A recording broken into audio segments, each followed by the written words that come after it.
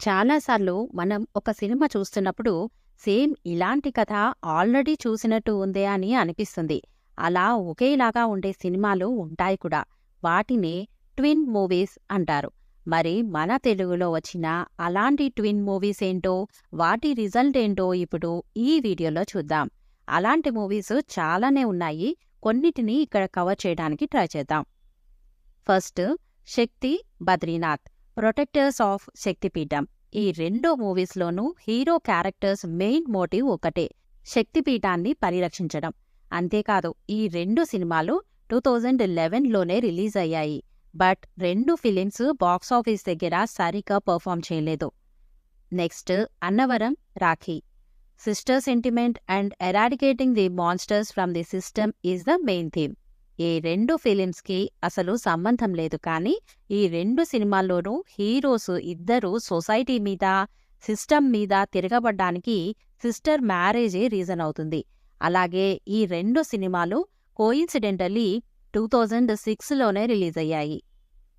Next, care of Kancharapalem, ఆ ending is the common factor. ఈ రెండు సినిమాల్లోనూ ఎండింగ్ అనేది ఒకేలా ఎండ్ అవుతాయి.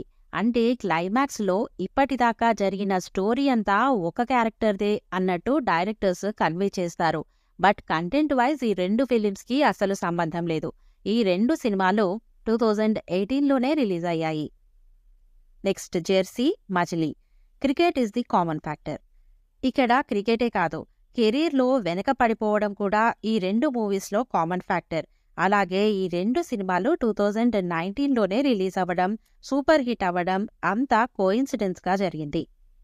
నెక్స్ట్, లైగర్, గని, కిక్ బాక్సింగ్. విజయ్ దేవరకొండ, వరుణ్ తేజ్ ఈ ఇద్దరి హీరోల 10వ సినిమాలు ఇవి. ఈ రెండు సినిమాలు బాక్సింగ్ బ్యాక్డ్రాప్లోనే వచ్చాయి. 2021లో వచ్చిన ఈ రెండు సినిమాలు డిజాస్టర్గా నిలిచాయి.